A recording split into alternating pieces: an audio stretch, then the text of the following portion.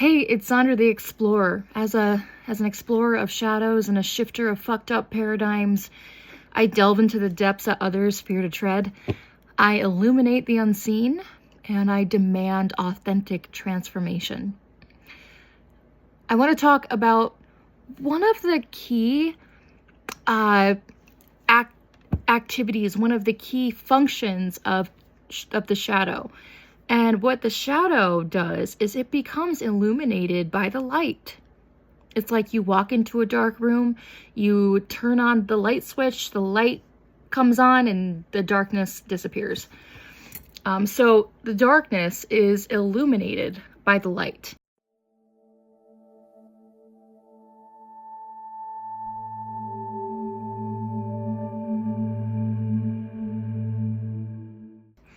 And I want to talk about this because one of my greatest mentors, she has a 15-year-old son, but I've been following her for years, and up until now, she never posted or shared a photo, nothing as so much as a photo of her son. And I actually always really admired that, because everybody is posting pictures freely without a second thought of their children, of their families, and they're just sharing them out in the open on the vast internet without a second thought. And I always really admired the fact that my mentor here would never share pictures of her only son, because your children are a very, very precious part of you, and you don't want the precious parts of yourself to be exposed to the elements of the world, correct? And I always thought, wow, I really admire that, because in the sea of people like just putting their pearls out to the swine right in the open, on the open internet, my mentor teaches me a lot by not doing that, by protecting what is hers and not just letting anyone project their input onto it, or giving anyone the opportunity to, to take advantage of that. So up until this point, she never shared even so much as a picture of her son. She, now her son is 15 years old and has some insight of his own to share.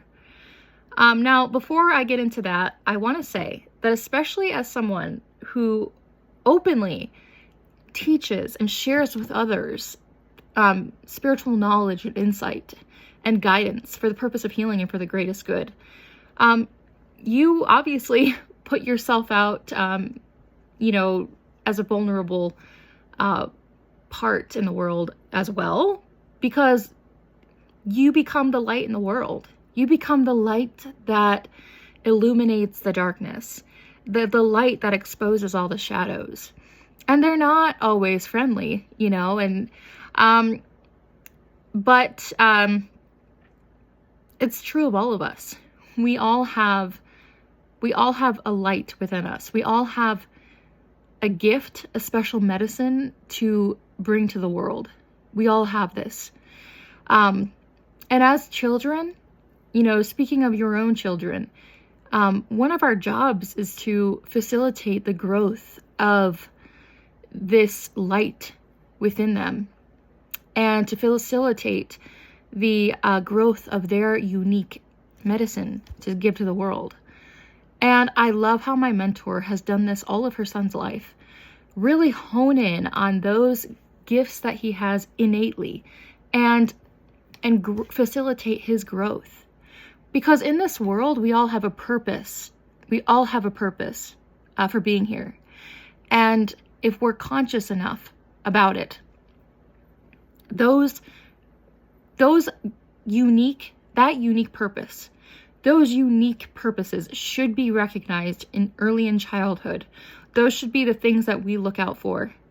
And they're not always what we think. When we start observing our children growing up, growing into adults, the very first things we should be looking out for are those unique, innate gifts that lie within them.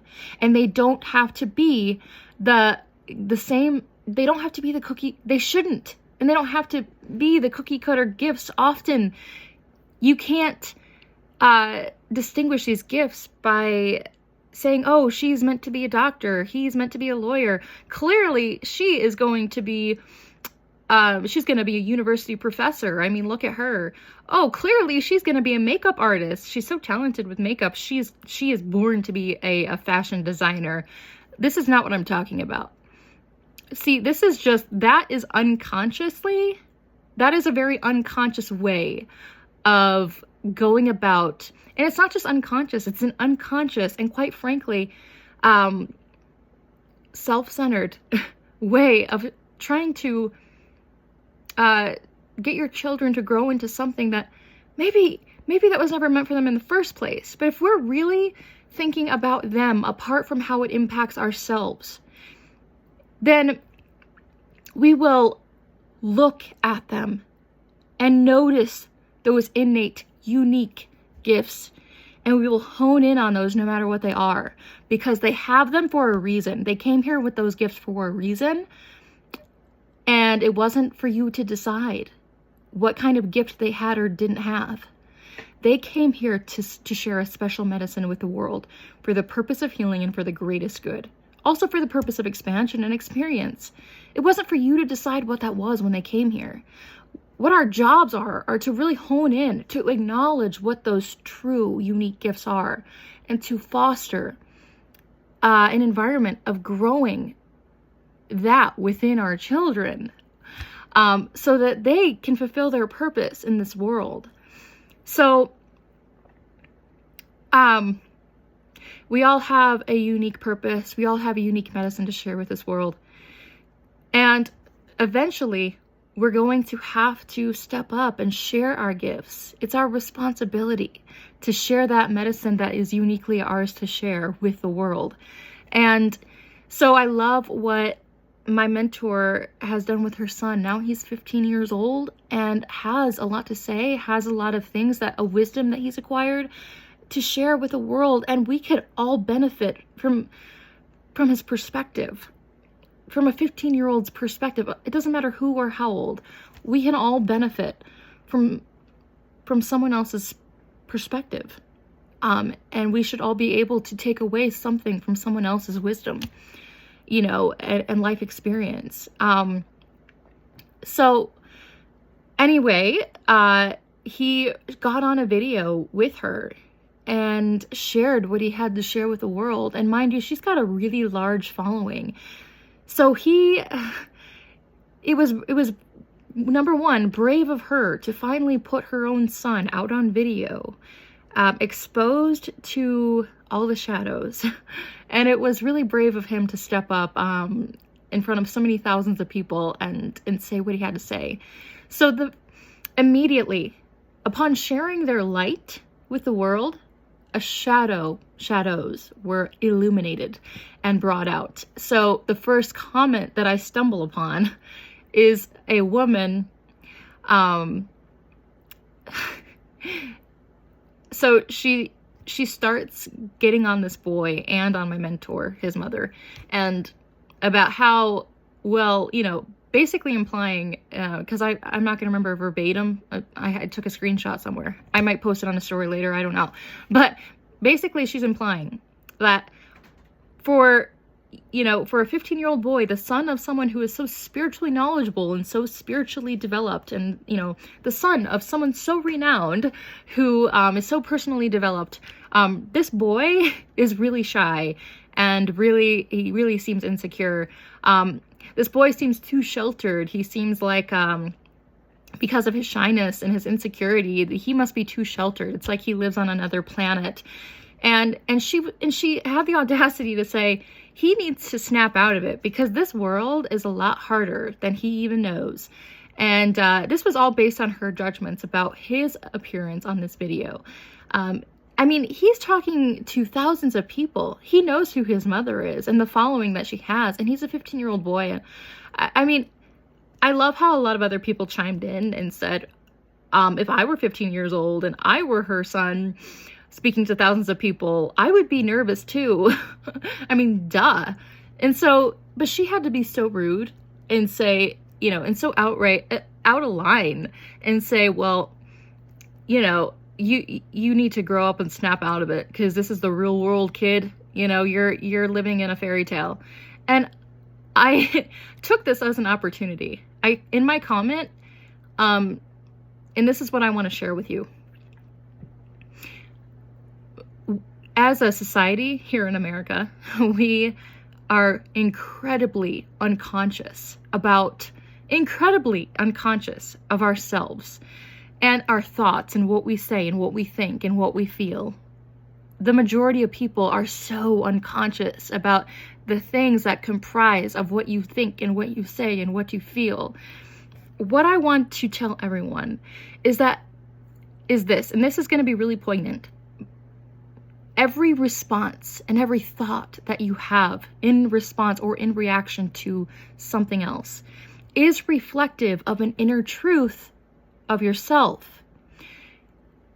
Any reaction you have towards something or someone else is reflective of your own inner truth. So that is really important, and you should take notes. What I told this woman is, because she's not conscious enough to ask herself these questions, what I said is, first of all, you are awfully opinionated. What hurt you so badly that remains unresolved within you to this day, that you are so bitter?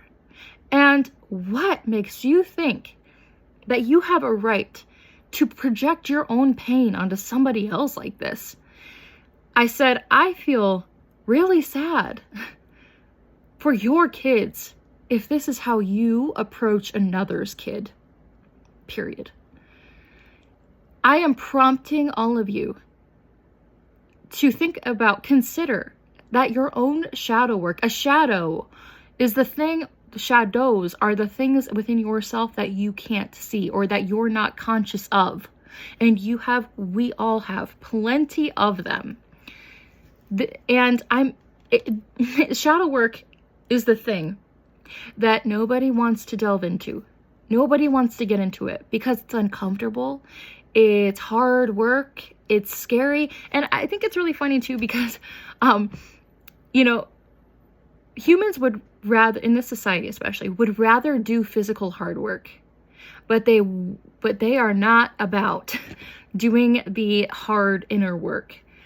So which one's harder? Obviously, the inner work is the harder work. So next time you want to boast about what a hard worker you are, but you are reluctant to face your own self, I mean, tisk tisk. No. So I think for the majority of Americans, the truth is that the truth of the majority of American culture is avoidance. All that physical hard work does is help you be distracted from yourself, from the hard work that really matters, from the hard work that's going to contribute to a better world and contribute to the greatest good. But we can remain in this illusion that all we need is physical hard work, working hard at our jobs, producing a lot of money, and always working hard at something that we can get our hands on. We can live in that illusion that that's the thing that's going to contribute to the best of the world. But it's all an avoidance tactic. And if you're honest with yourself, you might not like that very much. But the truth is, all of these things serve to distract us from a lot of the things we are running from. And until we can get real with ourselves about those things, the hard physical work can take a back seat because we have a responsibility here to fulfill our purpose in this world. And if we sidestep that purpose, and we leave this world with unfinished work, then we're all probably going to have to come back here and do it again until we get it right. Why not learn the first time instead of having to do this 5 times over before we learn? I mean, we are the ones who came here and made the decision to come here. Let's keep our word and do what we came here to do, to come here and do what we said we're going to do. You might not remember or have memory of it, but you made a contract here. Get into that in another video. So anyhow, that was my response to this woman. And I want to just illuminate to all of you that asking yourself the hard questions, and before you say anything, I just want you to think about, before you say what's on your mind, just a great exercise. Before you say what's on your mind in reaction or response to something else, just say it to yourself first, like third person. Just say that thought to yourself first. And then ask yourself why it is you feel that way, even if it's not anything negative. Ask yourself, just for fun, why is it that I feel that way? Why is it that I'm thinking that? And where does it come from? You know, for instance, with her, I'll use her as an example. And I won't name names, but I will use this woman as an example. So clearly she's very bitter, and she feels slighted and by her world, by her external world, because she insists on projecting onto a 15-year-old boy that this world is harsh and he's living in a fairy tale. And if you are conscious and aware and paying attention to what she's saying, you don't know what you're thinking. You don't know what you're in for. You have no idea about this world, because this world has fucked me over so bad. And if you think you can sit there with a happy smile on your face, you are disillusioned. And that's what she's saying. So what does she need to ask herself? She needs to sit down and ask herself what it is that hurt her so badly that she hasn't had the opportunity to be able to resolve. And why does she feel that she has the right to project that onto somebody else? Would she consciously do that to her own children and thereby perpetuate the same pain and sickness in their lives? Is that what she wants? Does she want to perpetuate this pain, this pattern of pain in another child's life? Is that what she wants to do? Is that going to make her pain feel better? Beyond that, though, to really focus on what triggers such a response in yourself. What triggered that response? And maybe it's time to sit down and start doing some inner digging, finding out where that pain originated from, what hasn't been resolved, and then embarking on that shadow work, integrating all those pieces of yourself that feel so slighted and unresolved, and finally transmuting them into healing and love, which will set into motion healing for the greatest good and for the purpose of healing. I mean, and ultimately fulfilling your purpose for coming to Earth in the first place. So without, if I keep going, I'm probably going to start repeating myself. I think that this is the information that I have needed to be said for tonight. So let this all sink in, everybody. And as always, be brave and explore.